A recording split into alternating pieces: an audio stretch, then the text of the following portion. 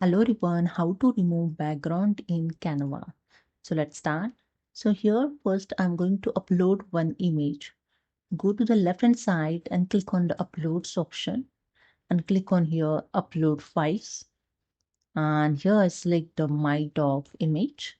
Then click on the open and that's it. Here your selected image here uploaded. Okay. Now click on the image and your image is added on the page. Now, I right click on the image and click on the set image as background. And here I'm going to remove the background of this image. Just click on the image and top side here you can see the one option BG remover. Just click on it, wait for the few seconds and that's it. You can see the background of image is removed.